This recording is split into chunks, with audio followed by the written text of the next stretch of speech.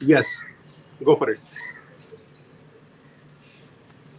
Hi everyone, this is Kanchan Kanodia, Global Research Head and Program Head from the Ardia Foundation, 11 Days for Earth's Healing, a global movement. I welcome all the eminent speakers on behalf of the Foundation. It's our pleasure to have you all for an interactive session on and knowledgeable discourse on combating climate change through our online engagement program. The purpose of story narrating incubation lab is to understand and address the dynamics of socio-economic roadways to combating climate change and how it can be integrated and weaved for building up resilience in the community and help in the community adapt to the new normal. I believe that new tools and research innovations are required to address the climate agenda. What can be done to build it better? Can nature based solutions set off climate agenda? But since we do not have the loudest of microphone, this story narrating platform can act as a tool to encourage action, community involvement, to switch on the audience towards net zero world, and further help in evolving, designing, and modeling a national plan to tackle climate change. Before we move on with our program, I will introduce you to the director and CEO of Ardia Foundation, Zunaid Memon, a filmmaker by profession, but an environmental activist by passion, a true visionary aiming at betterment of rural India through nurture to nature. He was the first person to launch the first private green TV channel to empower farmers through extension, outreach, and information and knowledge dissemination, which was extensively covered by the Ministry of Agriculture and Farmers Welfare Committee report. So let's hear it from the director himself. Off to Junaid Memon. Uh, Hi, everybody. One sec, I'm also in a weird list right now. Guest, here it is. Solo layout. Hi, everyone. See, this is the problem one faces when they are live from the mobile phone. People don't stop calling you. I don't know whether you guys can hear me or not. I'm really sorry, and I think I'll have to log in again. One sec.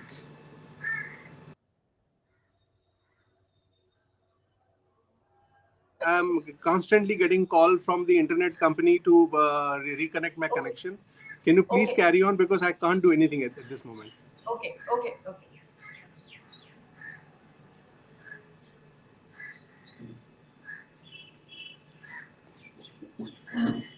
Hi, Anupam. Hi, Kanchan. Good to see you. Yes, and so we'll start with you right now because I think Zunaid is having a problem. So I'll introduce you a brief introduction of yours. He's an expert on issues of wildlife, biodiversity, and sustainable development, and is harvested by the State Forest Department Planning Commission of Chhattisgarh and District Administration, along with educational institutions, media, civil society, and corporates. He has designed and conducted several experimental training programs as a part of LEAD. He has also worked on landscape restoration in Hindalco mines of Jharkhand. He is also engaged in tribal communities of Jharkhand on environment issues. So off to Anupam. Thank you, Kanchan, and thank you for having me. It is my pleasure, and the kind of work which RDA Foundation is doing is praiseworthy, and these kind of forums are appreciated when it comes to having a discussion on climate change and what are different aspects of climate change and what can individuals and corporations and governments do about it. So this is a fantastic platform to be speaking on. And I was thinking about which points should I touch upon when I'll be speaking. And climate change is something which is evident, which is visible, and so much so that it has generated individual to societal stories and anecdotes. We also have a certain section of scientists who deny climate change, and I'll not get into the debate side and reasoning side of climate change. Thus, I decided that I'll stick to facts which are non-debatable and take it forward from there on. When we talk about climate change, we certainly know for a fact that we are talking about a problem, that the globe is warming up and the mean temperatures have risen, and thus which is resulting in change in climate. And a majority of that change is bringing us troubles and problems, and this is a fact. Now, when we have identified a problem, it becomes important mm, to also identify who is responsible for the problem, and also from where the problem stems from. So, a very clear report from Carbon Majors database came out, and the data is out in the world, which says that just 100 companies of the world are responsible for more than 70% of the global emissions, global greenhouse gas emissions. And add to that, just 25 companies are responsible for more than 50% of global greenhouse gas emissions. So the data is clear that the solutions need to come out from these 50 to 100 companies which are causing greenhouse gas emissions, and who are responsible directly for climate change. In due course of time, I have also noticed that a lot of emphasis has been given on individual responsibility, on which I'll take a moment to speak on. Personal virtue and individual virtue is a seductive thing when it comes to fueling global movements, especially in today's times. And climate change and reducing carbon footprint is also headed towards that direction, already has moved towards that direction. It is interesting to pinpoint that the term itself, term carbon footprint, is coined by British Petroleum, which is one of the top emitters of the world. And in around 2004, British Petroleum appointed this advertising agency named Ogilvy and Mather to let individuals calculate their carbon footprint, and by doing so, hiding their own. And from 2004 onwards, there have been millions and millions of individuals who have been calculating their own carbon footprints. But the data remains clear that it is 100 companies which are responsible for more than 70% of the global greenhouse gas emissions. It's very easy to shift the burden to those who need to be protected by those who are responsible to protect. And individual carbon footprint and blaming people for climate change is victim blaming, to say the least, and it is the governments and the corporations who are responsible for it.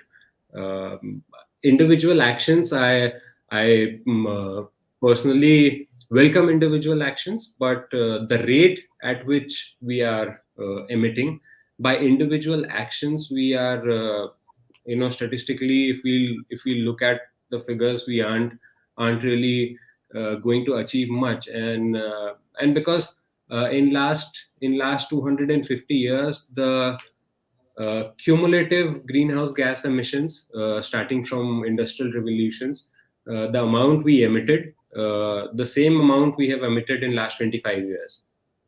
So if we really put the burden on individuals and ask individuals to do something, on an individual and moral level, it might make us feel good, but it will really not drive a global change which today is required to combat climate change.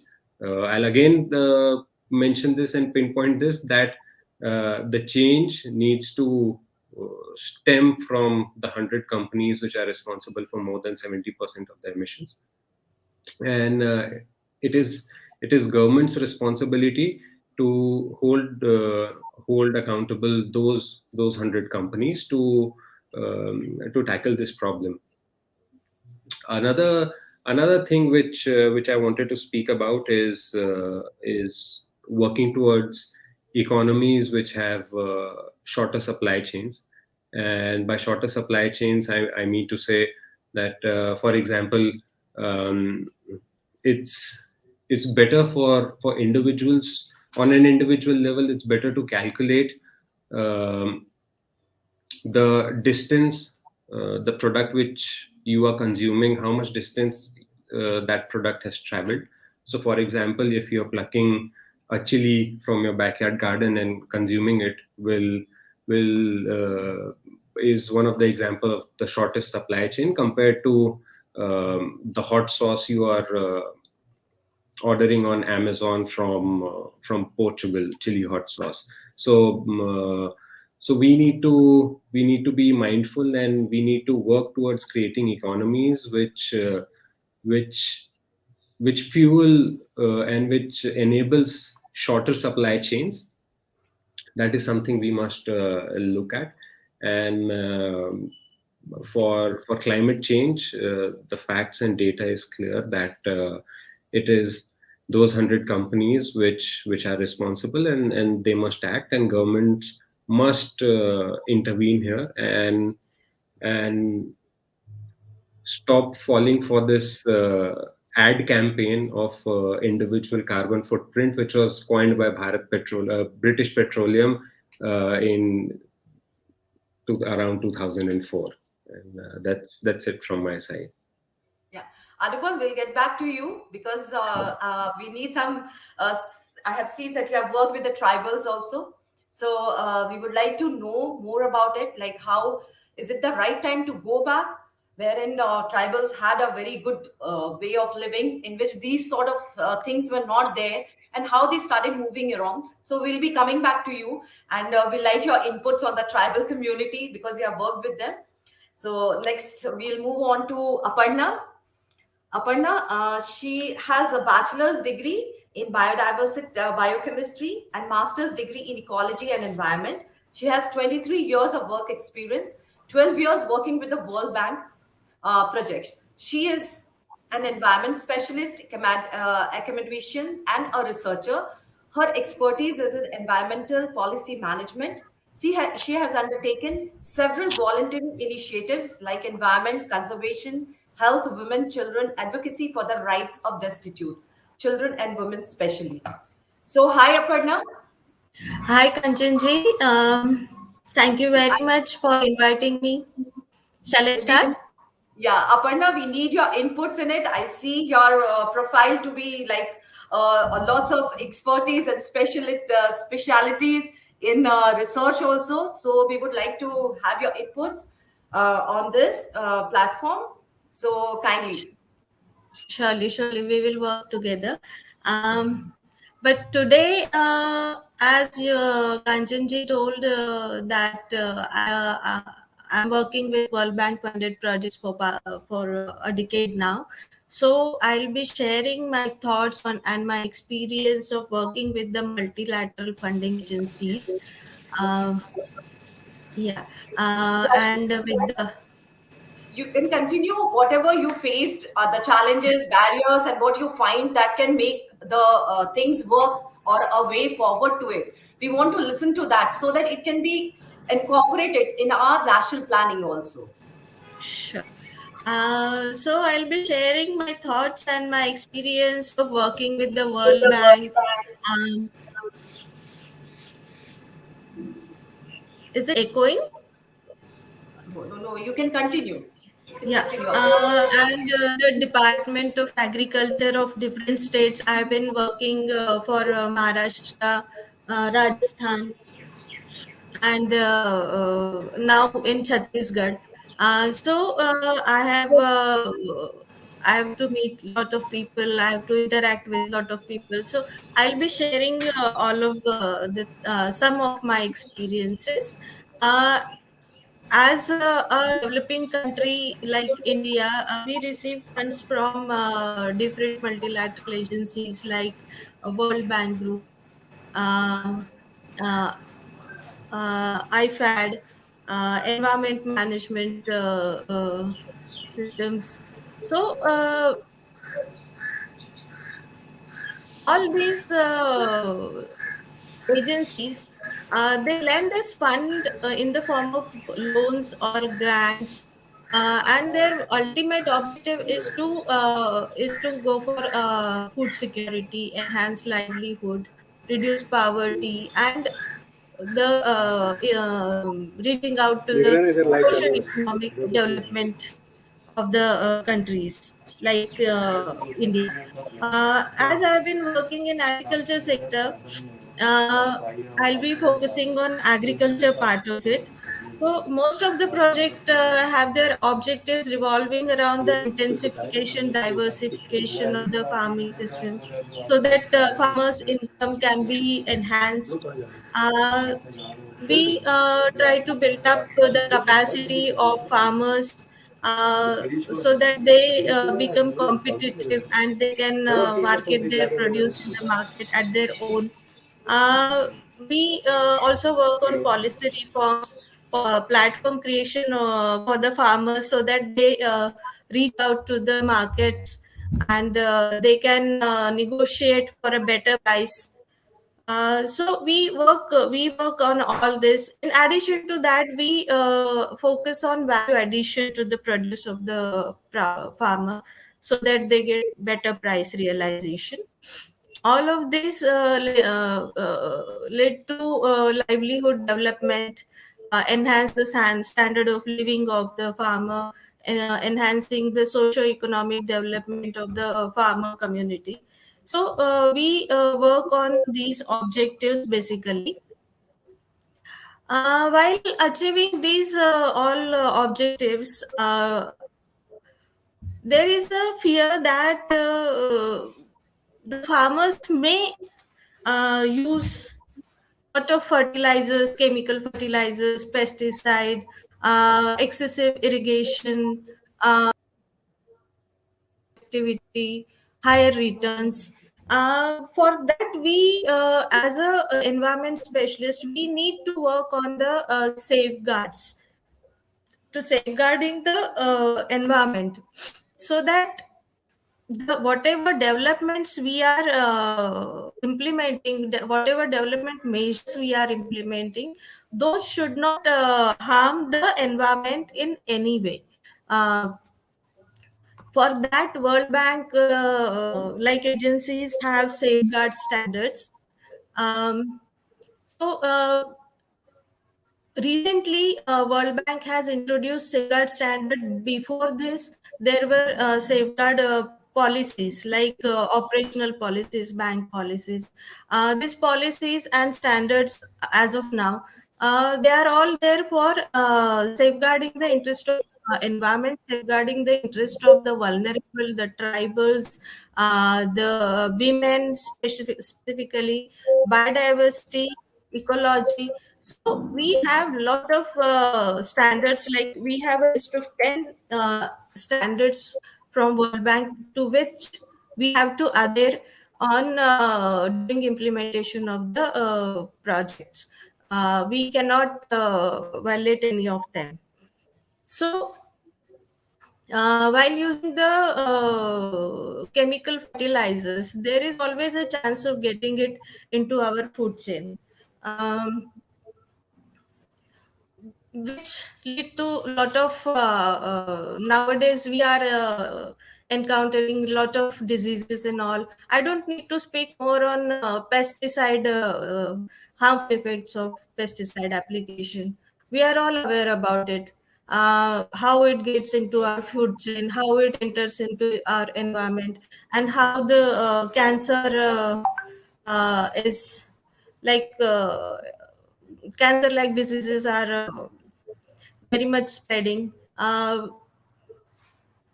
am from Maharashtra. I can tell you there is a. I mean, we all are aware about the cancer train which runs in Malwa region of Punjab, but uh, in Maharashtra there is a district at Kolhapur. In Kolhapur district there is a Shiroda block in which it is a small village, but still we have 3 to 4 cancer hospitals in that village. Why? Because cancer patients are very much increasing in that area. The farmers applied lot of pesticides, lot of fertilizers, due to which, and it is not like that the farmers who cultivate it and who apply these fertilizers are not having that, are not including that. They are also eating that. They are also a victim of the uh, excessive use of these chemicals, and lot of cancer patients are there in that village. So we heard many times, we heard that we hear that farmers cultivate the vegetables and food product, whatever they consume, they cultivate it differently for them, and they apply a lot of fertilizers and chemicals for produce which has to be marketed. It is not like that. I have never seen such a case. Whatever they are cultivating, they are eating that. Whatever they are cultivating, they are selling that. So it is not the fact which people say that farmer cultivate organically for their own consumption, and I have not encountered such thing. So it is a false thing that has been spread throughout, which is what my experience says. So whatever climate change we are speaking today about, so the World Bank like funding agencies, we work for the interest of environment. We try to build up capacity of the farmers to sustain, to survive this climatic shocks, like a lot of untimely rains and unseasonal rains, increase in dry spell, uh, and hailstorms, increasing pest attacks. We are encountering the um, lot of new pests right now, like since past 3 to 4 years we are listing, we are hearing, we are seeing in the on the news, we are watching in the news that about locust swarms. How huge is the swarm, how they eat away all the I mean multiple hectares of farms in a minute. So these kind of paste, they don't give us time to survive, they don't give farmer to control these things. These are all uncontrollable things. So we need to sometime somewhere combat this, and how will we combat all this? We have to make the farmer aware about it. We have to make build up the capacity of the farmer. That is what we can do at this time, point of time. That is what I think, simply think, with my experience and with my all over interaction with the farmers throughout these years. um,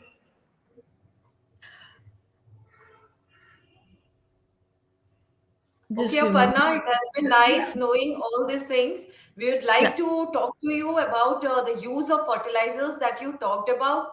What are the reasons why we all know that we end up utilizing the resources or exploit the resources, you know? And there must be some reasons why the farmers are using too much of fertilizers. That means they do not have that much of income, you know, to Right. support the family. So we'll come back to you, and we'll move on with the. Meanwhile, Atul has come back now, so can we take Atul, if Okay, you don't mind, okay, Atul? okay. Please introduce him. I'm just putting Yes. you solo right now. Hello. Hello. You. He is a management consultant, counselor, cum facilitator, and a human resource trainer. Being a mentor and a guide, he has visited around 400 schools and colleges in the country and has conducted several training programs in around 31 institutes. A weekly feature on birds of Chhattisgarh was published in Haribhumi. He has been part of several radio talk shows. Let's hear the mentors speak. Vivek ji, yes, Ji, ji. please. Yes, please share your thoughts on the climate, combating climate action, and how much do you think the children and youth, they are the frontliners and they can help us build up a resilient society towards climate change. Okay. Well, I would say speak out my point in brief. Okay. Climate change has become an inevitable reality in our society. You cannot just stop it now. And its negative impact is on the rise, and it is quite visible now. Only, and the only thing that can be done is to slow down the impact of the negative impact of this. You can create awareness among the youth because the planet belongs to them now. So, what is happening is we are unable to make them feel and realize that planet belongs to them, and it is your moral responsibility to ensure that whatever will be done and can be done is by the youth of the day only. And we are only the spectators, and unfortunately many of us are not really concerned about the impact or the climate the impact of the climate change.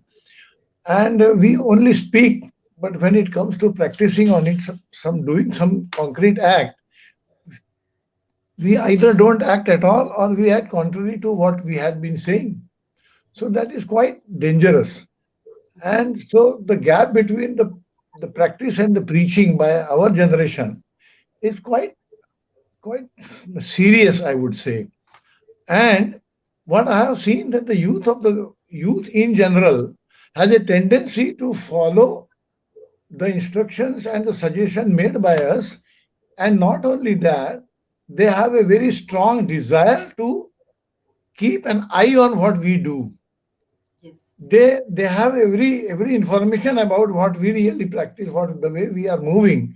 And when they find that whatever we are saying is not what really we are doing, it's matter of great heartbreak for them, heartburn for them. So building awareness among them must be taken very seriously, and by particularly those who are really concerned about it and who are really practicing that in your life. You can take very small things like do not litter the plastic foils, etc. And the person who speaks at his first opportunity will litter it. And not that the youth is observing, youth is seeing. Do not burn unnecessarily the burnable fuel but we ourselves do it. So there are so many such examples. It is really painful to watch. That's my point.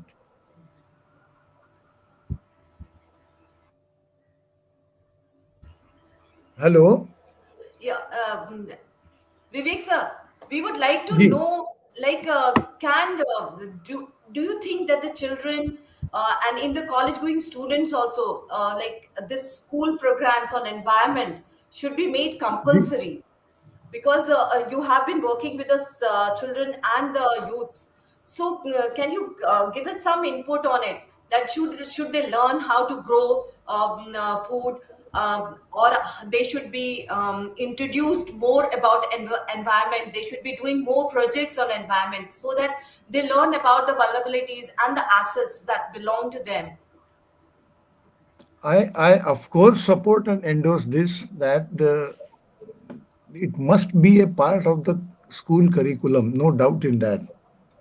But it is so huge, so it must be systematically designed. That is one thing. Yes. Quite ad hocism is seen in this field.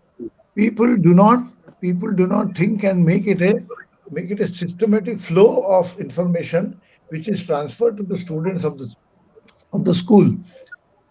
We are quite interested in celebrating some environment day, some eco balance day, some day or the other. We do celebrate that day. Something, some guest speaker comes, he will speak something, some laws will be narrated. But I feel that is not enough. It needs to be a consistent activity, and I do endorse that it must be a part of their regular curriculum in the school. Yes. And what is the impact? Like, there are so many wildlife rules and laws, but it is not part of their curriculum. What wildlife is protected, what wildlife is, is free. There are different schedules there, but it is not revealed to them. It is there in the law. I don't say that they are hidden or they are kept secret, that the students, they don't know. It is quite open, but you have to make it available to the student, because you have to introduce these things to the student, that it is there. For example, I tell you, my niece has introduced one booklet in English and in Hindi, and she circulates it among the students of the schools free of cost, where the laws are mentioned about the wildlife protection and its impact on what happens if the laws are not practiced properly, and how it will be disastrous for the society in general. So even that I find not enough, because it is not part of their curriculum. They are not. They are. They can read. They if they want. They don't read if they don't want, because it is not part of their curriculum. And so the booklet is thrown. Yes, someday if you revisit the school and you ask them whether have you received the booklet, the first question is, which booklet, sir? Then you have to keep on reminding that the booklet, I came few months back and I had told you this and that. Oh, yes, sir, yes, sir. But the booklet is lost somewhere. That is the unfortunate reality. So, uh, the fact that it should be made a regular curriculum is definitely effective and it is needed, but the seriousness is equally important. It is just casual approach that is observed in the society right now. For example, there are many such issues. There are many such issues, but one of them is this: do we really take school education seriously? Is sometimes the question which comes to my mind. Do we? Are we? I am not speaking about the the public schools which are charging heavy fees, and they are talking on various issues, and they are taking the students elsewhere. I am talking of the middle order schools, where the situation is quite serious, and that is the big band of the students on which relies the future of the planet. That's my point. Thank Sir, you so much. I will for add your- here, Kanchan, because I'm Yeah. in some thought in continuation, I'm taking Yes, from Mr. yes, Jaglegar. please carry it. What you said is 200% right, sir. That after school, half the time we don't even realize during the school or after the school that what we have learned in our school, and that is not changeable. That's why we thought something where we society has to do this thing beyond schools, because school after school hour you spend a lot of time with the family, with the society, with the all everything around the things around you. So can we make something which is part of your daily life? And that's where we thought Yeah. of this idea of 11 days of earth's healing, that this idea of healing in constantly in your head, that it's now your responsibility. You can't expect the government only to do this or some institute to do it. It's you also equally responsible as the citizen of this planet. So that was Yeah. our larger thought when we thought of these things and all that. We'll definitely slowly reveal this lot of conversation in this. I just wanted to add, because you brought something which is exactly going in our head when we planning things like this. Kanchan, now you can take over from here. Yeah. So, Anupam, are you there? Hello. Yes, I'm around. Hi.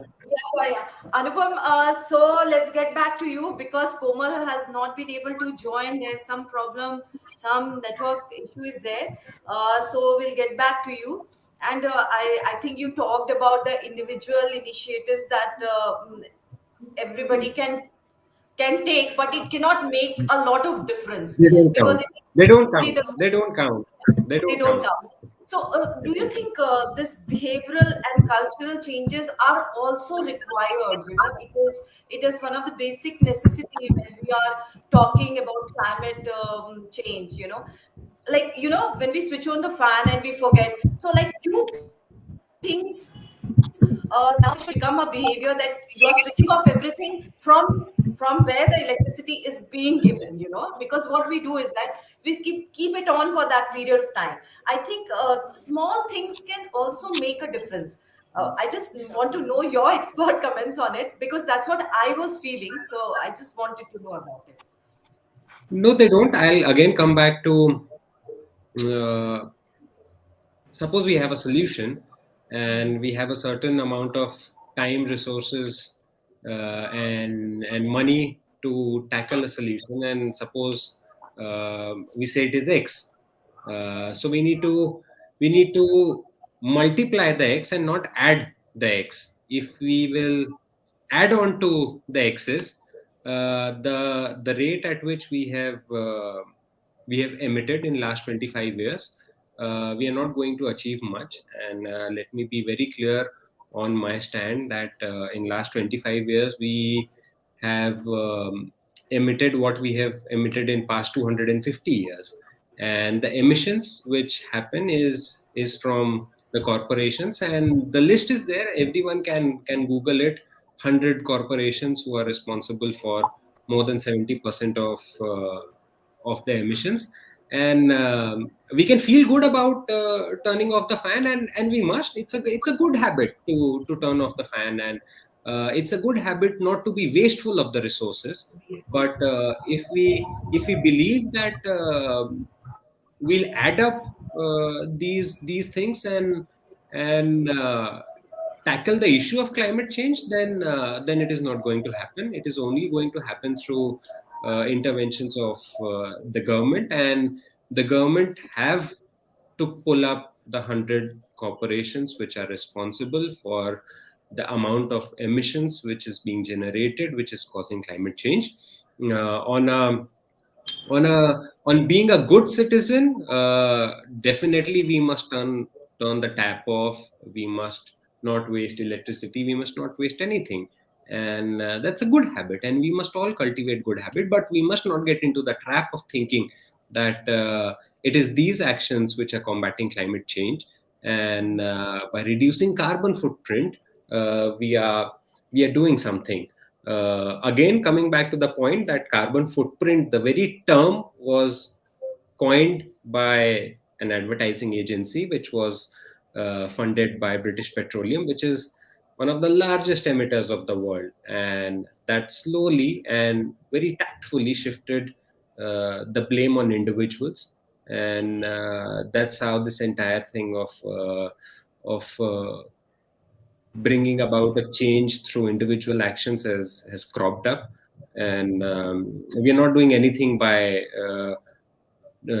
turning the lights off when it comes to tackling climate change. We are certainly being a very good citizen when we are turning the lights off or turning the taps off. That's what I have to say. And Anupam, I would just like to know, do you think it's just the government's responsibility to take care of carbon emission? But yeah, they can always strategize it in a proper way, like how the carbon emission can To be regulate, reduced. Kanchan, to regulate, Okay, to to regulate. regulate. One of the primary and sole job of any government in the world is to protect its citizens, and we have appointed a certain government to protect us. And the protectors cannot be shifting the responsibility on citizens to protect themselves. Okay, that's what the governments are there for, and the governments must pull up the 100 corporations. I keep bringing this up again and again, that it's out there. The data is clear. Everyone can Google 100 corporations which are the largest emitters, and they're just 100. So it's not much. When the political willingness is there, change will happen, and it's not a very difficult change to bring about, especially when we are talking about such a small sample size of 100 corporations.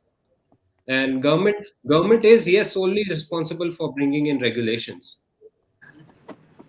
And one more input we want is from you is we are talking about India, a developing country that is, wherein we end up exploiting more, and more than half of the population is dependent upon agriculture. So can you just enlighten us, regarding the rural India, the agrarian population, how they are going to work on it, because Work on? we on the initiatives taken by the different institutes, by the government, to go back to using no use of fertilizers, because why fertilizers we started was because they wanted more of production. So at this point of time, when you're thinking of moving back, so how is it going to be incorporated and strategized in facing the climate agenda? Firstly, instead of saying going back, I'll say going forward. Okay. That's the way. We are not going back if we are adopting uh, cleaner fertilizers, and that needs to be subsidized. Cleaner fertilizers, and the reason we have chemical fertilizers in market because they're cheap, and credit is available to get those fertilizers easily. And our farmers, they're short on time, like all of us, and the product which is easily available, which is cheap, they're going to buy that. And if we have to move ahead, and we must plan for providing cleaner fertilizers, and subsidizing them and making them readily available. That's the way forward. And one more expert comments of yours on your work with the tribal communities. What what was your initiatives in that? Because you have said that you have worked with the tribal communities of Jharkhand on environmental issues. So if you can just provide us with some inputs on that, like what was the issues and how what were the initiatives taken over? Mostly circling around conservation, Kanchan, and conservation largely, if we'll see, is a matter of land ownership. That who owns the land, who owns the particular land or land in question on which we are trying to conserve forest or wildlife or related things. So So there's an act which was passed in 2006, which is Forest Rights Act, and that Forest Rights Act recognizes the rights of the indigenous tribal communities who have historically have had or possessed the land which was taken away by the then British government and with forest department, which was set up by British government. So now their rights have been recognized back on the land. There are certain parameters on which how the rights have been recognized. So once the rights have been recognized and the forest land is given back to the people who the land belonged to, then the community or the village, they need to make a forest management plan, like forest department manages the forest through a working plan and a forest management plan. So they need to develop a forest management plan, and they need to come up with a template. And I've been associated with these communities who have got their lands back to help them create a template to manage their own forests. Own forests. Thank you so much, Anupam. I'll just get back to Zunaid because he did not get any time to speak. So, Zunaid, We need to try Komal once because she's, I think, got her thing sorted. Let's try Komal once. Okay. Hi, Komal, are you there? Am I audible? Yeah, Komal. So, Am I audible? yeah. Hello? Yeah, we can hear you. Yes, Am I we can hear audible? you. Yes. A very warm. Please continue. There's a technical issue earlier. I have sorted it. A very warm good afternoon to all of you. And myself, Komal. I am basically from forestry and wildlife background. And today's topic, I want to focus that we are talking about the climate change and the global warming. But the I think the main prevention or the main ointment to this climate change and global warming is forest. If we protect our forest and biodiversity, including the wildlife, we can very much overcome with this problem of climate change and global warming. And, as I am from Chhattisgarh, Chhattisgarh has the abundant forest and wildlife and urgently needs scientific attention and study for the better management of its natural resources and habitat. Because Chhattisgarh has overall 44% of its land under forest, and the biodiversity is very much high.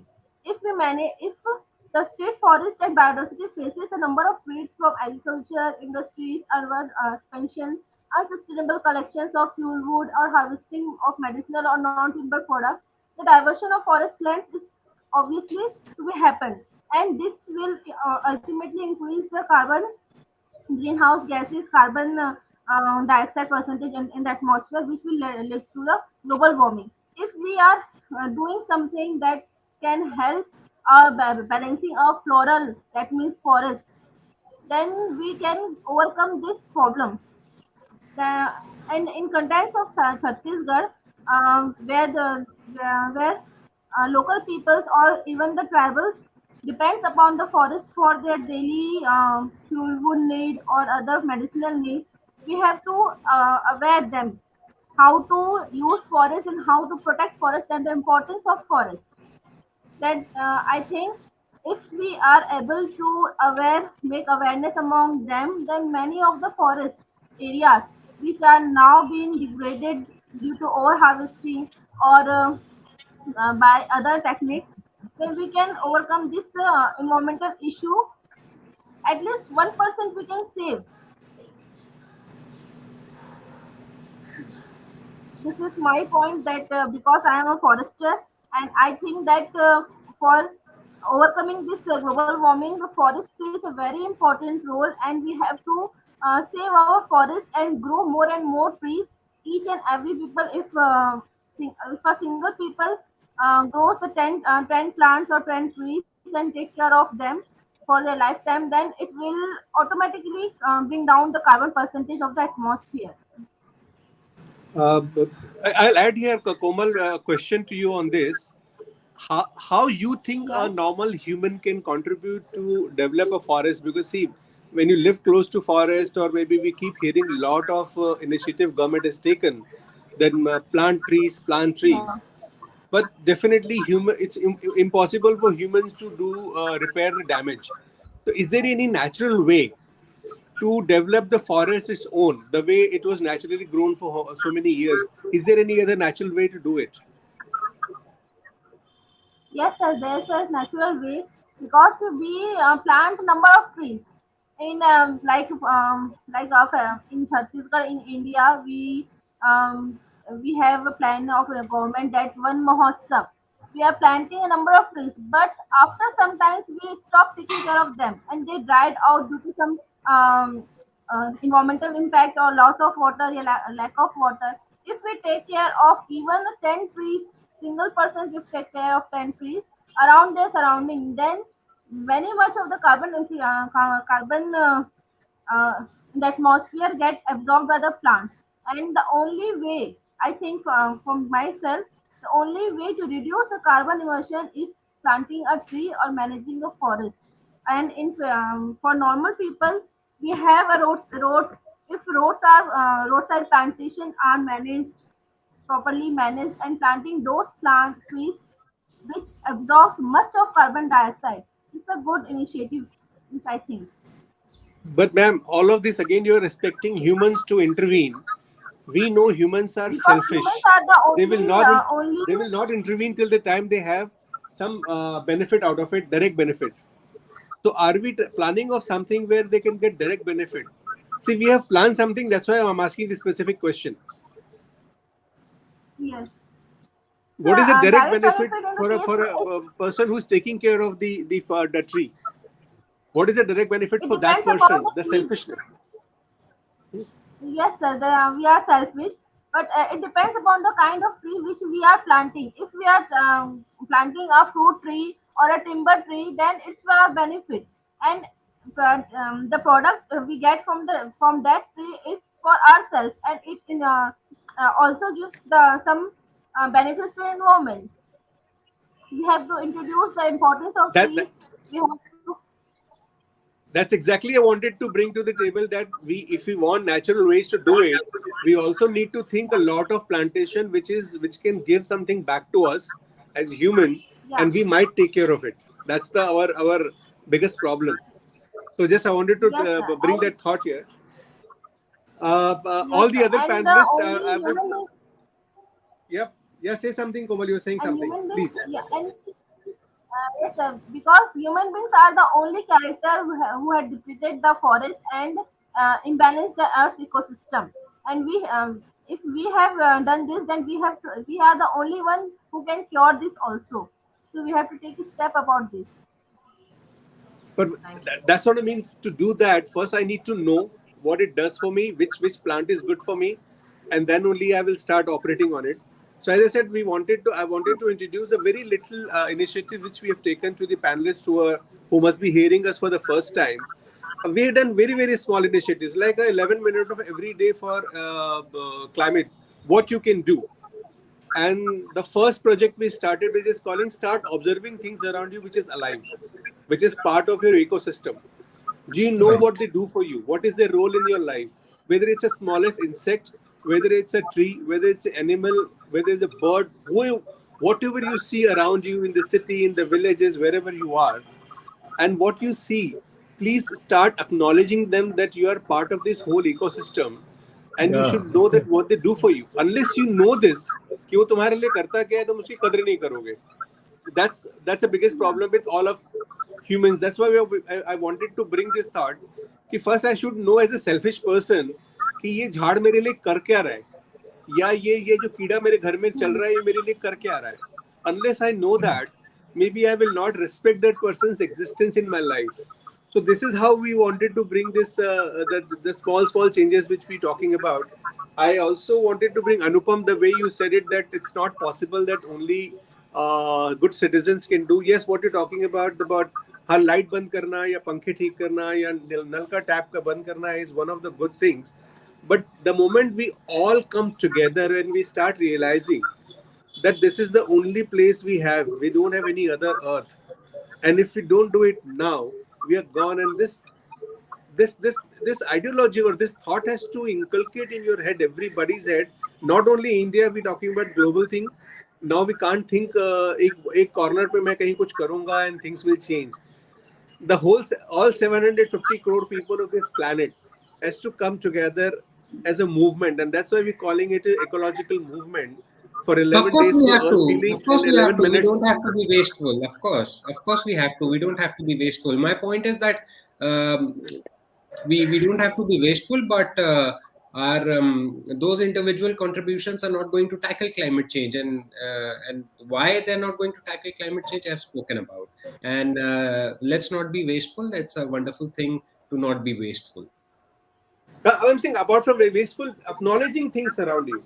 My thing is acknowledging what I have and what is this role in my life. I don't even know. 90% of us don't even know what particular thing is doing for us. Why a bee is needed? If bee is not there, Right. how human life can go for toss? Why it is important? How it is? Though we have studied in our school syllabus that what bee does for us, but now we need to maybe reinvent the wheel with a new way. Juglekar Sahab, I will take it from you on this. School की पढ़ाई Yeah, को आगे की जो पढ़ाई है, my observation is, though government can be of great help in supporting our movement, but what I believe that government can only make laws and rules which are not enough. And It's us. what you added was very good point, that you should be in a position to inculcate the aesthetics behind the very small things which are observed in the nature. Like we are in a position to look at the coarse things, but the final beauty in the nature is ignored by most of us. And the way they add to the beauty in our life must be highlighted, and that generates and inculcates a sense of belonging of the people with the nature. That is very important. And there are very small things. Even the insects are there. There are small birds, small butterflies, whatnot, the trees, plants, everything. And they add to the aesthetics. I like to link them with the aesthetics so that the beauty behind is caught by the person, and the person is linked to or forced to protect and promote the nature. That's what I believe. The point is absolutely fine. So, sir, the idea of inviting all of you Sir, to may I talk on this say something? topic. Yes, say something, Komal, please. Yes, So I want to say something. yes, Yeah. Sir, as per government responsibility, I want to say that government is also always introducing the environmental studies in school life, in college life. But the people, the students, are not aware of this. They take this as a subject, and they just want to get pass and get even the high marks, and they do not follow that principles that they have studied in their school education or college education in their life. They just open the book, read it out, and kept it in the almirah or the rack. They do not implement the principles which they have studied in their life. That's the major problem. We have to give a practical approach, not limited to the theoretical approach.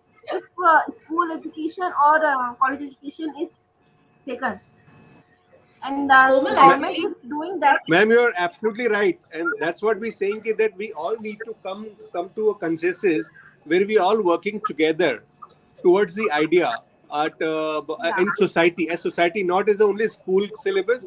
It's a part of social change. Also, I wanted to bring one more thing in our Indian society, Indian culture. We are the worshipper of nature. हमको बचपन से सिखाया गया है, पेड़ की पूजा करो, पौधों की पूजा करो, पानी की पूजा करो, नदियों की पूजा करो. That was the part of our culture because we wanted to respect what nature has given us. But unfortunately, over the period of time, we have actually gone so aloof from that कि अभी one देवता का concept खत्म हो गया है. What was the concept of one देवता? That one devta takes care of our we might need to sell it again in the name of religion if need be. If we have to maybe bring that idea of religion, then the nature is your religion, nature is your festival. That should be our ultimate thought. Aparna, you wanted to say something, I guess. Yeah, Aparna, please. Yeah. Actually, apart from the syllabus in schools and all, I just wanted to share my thought on from my experience. As I have been working with the projects are time-bound projects. We try to build up the capacity of the government system that has been implementing these projects in the ground level. We try to work with the local bodies like SHGs, self-help groups, youth clubs, and all. We also involve NGOs in our work so that we as the state level staff, we cannot go to the field and interact with each and every farmer and household. So for that, we take the need of the NGOs, we empanel them to reach out to the farmers. But as, as my experience, I can tell you that after the project gets over, it gets closed. Nobody from the NGO, nobody from the local bodies, they they follow up with the farmers, or they are accessible to the farmers for whatever they need to. They If they face any problem or issue to combat that, uh, they are not at all accessible after the project gets over. So who is responsible for that? Aparna, uh, Aparna, yeah. Aparna, I would just like to interrupt you here. This is one major problem, that we Yes. face. We are not able to evaluate. We don't monitor what is going on in their lives. We initiate a project, and then we are not accountable for that. This one Really. word, accountability, is one very important subject to be studied at every end. We Every. just forget that part of accountability. Okay, you have supported something, but do you monitor it? Did you see that the person, whoever, or the farmers, whomever you have helped, or the project that you have initiated, has it reached its goal? Has it like, have you been able to accomplish the goal that you had actually determined? So we just miss out on all these very important fronts, which is very important when you are targeting the group of farmers, or if you are targeting in a country like a developing country like India, when you are targeting the farmers, where most of the people are dependent on agriculture. So if you don't monitor them, monitor their growth, their achievements, then it becomes, again, you come back to the square one. It's just like you are ticking the box, you just tick the box, but it is not that. You don't need to tick the box, basically. You have to make it, No. you have to see that you reach the goal or the objective that you have determined. And that's So, again brings Exactly, me that back to is the what zero I one. wanted to tell, that we try to build up the awareness of the farming community, so that uh, they themselves can survive the shocks of climate change and all the natural calamities and all. We can't rely on this system, because government has its own targets. They have their routine work. We cannot blame anyone. We as an environmentalist, we have to work hard and hard, like it is our sole responsibility. That's what I wanted to tell. Yeah, it is ma'am, I building up wanted to just say basically. thing with my experience. I'm running a TV channel for farmers for last 9 years. I'm the only person in the world, in the country, or in the world who's running this something like this. There is no other TV channel in the world who's working for farmers 24/7.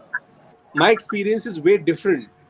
Most of the government or the NGOs who are working for a specific period, they seeing it only, भैया मैंने अपना काम कर दिया, उनको training they the. Nobody is thinking about the market linkages. भाई बंदे को खेती करना तो पहले से आता है. Most of the people who are farmer by profession, they know farming. They might not know the best practices, but they know the farming. Their problem is market, where to sell the product if I do something new, or maybe if I increase my capacity, where eventually I will sell. Will I get the good market or not? That is the biggest problem what we have to work on. So I would advise all of you, if you working in any other format in future for the farmer with farmers, please think of market first. हम सबको पहले business देखना है, धंधा देखना है, काम देखना है. As I said, selfish nature. मैं झाड़ का भी तभी ध्यान रखूंगा जब मेरे को झाड़ फल देने वाला है. Otherwise I don't care. Oxygen मिलता है मेरे को, फ्री में मिल रहा है. But the day it is that tree is giving me fruit, I'm interested in that tree. So we'll have to start thinking everything like that in anything we develop. I'm saying, I'm just giving you an example. So we're talking about bee mission. That the moment we started cultivating good quality bees in a jungle, we'll get definitely a good quality output from them in terms of shahad. But what they are doing for us, they're also building a lot of ecology for us. Those bees are actually going to work around 24/7, and जब अपने आप जंगल बड़े होंगे, अपने आप जंगलों में भी फायदा होगा, बढ़त होगी. हम लोग को अगर उस पर काम करना ज्यादा शुरू करें तो. This is especially for you, Komal, because you're working with villages, and also Anupam, you work on with tribals. तो ट्राइबल के साथ हम लोग चाह रहे हैं कि हनी मिशन को भी ऐड किया जाए कुछ अलग तरीके से, ताकि उनका लाइवलीहुड के साथ साथ में हम लोग का नेचर बैलेंस भी कैसे बढ़ने लगे. So we have a lot of plans which we are sharing, and we're trying to create a white paper for every possible field. In this, definitely we are just started this about a year back. It's a global initiative. It's not small thing that overnight thing can happen. और वैसे भी अगर हिंदुस्तान से शुरू हुआ है तो पूरी दुनिया को संभालना वैसे ही मुश्किल है, because Indians are not taken seriously on a global platform for things like this. But we have taken the initiative that we must do something which is practical, which is everyday doable. At the same time, it's benefiting me. I'll automatically be part of that change. Over to you, Kanchan. I've finished. Yeah. So I just I wanted think, to add something here. yeah, please. Uh, Please go ahead. As Junaid was saying, like he's working on the honeybee initiative. We are also working on the non-timber forest produce in Chhattisgarh, and we are trying to add some value to it and market it. And we definitely are working for marketing perspective of the farmer, and governments are also very much into it. So they need the support from the people like us, and I take this platform to actually Invite आप सबको others. जागृत करना चाहती हूँ कि आइए government के इस इनिशिएटिव में थोड़ा थोड़ा अपना हेल्प करिए. Great. I would say something else. I would say कि इसमें आप लोगों को पहले से ही कमर्शलाइज करके ना PPP मॉडल में आना शुरू कर दीजिए. It is already there. It is already there. If PPP model is working, then hopefully it will eventually change, because it should not become the non-profit model. Non-profit model में क्या होता है, आदमी को जितने पैसे मिल रहे हैं उसके बाद उसका इंटरेस्ट खत्म हो जाता है. So we have to come up with those kind of plans where everybody makes little money, and they then उनको अपना काम करने का बंद करेगा. I want to work more because I'm making money. Picture This is my changing, livelihood. sir. Picture is changing. Give it time. Let's hope for the best. Let's hope for the best. Yes, let's be positive about it. Kanchan, it's you. Yeah. Okay. So it has been a great session. We are going to end it because, as I promised, and Aparna was also supposed to leave at 2:00. So we are all. It was a real nice session and very educative, and we have talked on several issues. And hope we'll be taking out a newsletter Kanchan, I remember soon and sharing it. Somebody was anti the 11th day of idea. Who was that? Let's have a discussion on that also, no? That was no. That was not. It wasn't like that. It was that we spoke about. So we already let's keep covered it that. No, I think so. We have to wrap it around because everybody had given this some time, so we cannot take more than that. And it was nice to have you all here. And we'll be sending you the newsletters soon on whatever we discussed and the important points that we have covered. Thank you. Vivekji, Anupam, Aparna, and where's... Thank you, everybody. Thank you so very much for joining us. And please help us also spread the word about this thing, about 11 days and 11 minutes of every day of our life, how we can contribute to the environment. Very small initiatives. We'll be keep adding small action plans every day, which will help us, it's a new practice. I think it's a new lifestyle practice we might have to come up with. Okay, Thank you so very much, sir. Thank you so much. everyone. Thank you so much. Yeah. Thank you. Yeah. Bye-bye. Take care. Bye. Thank you so much. Bye bye. Bye.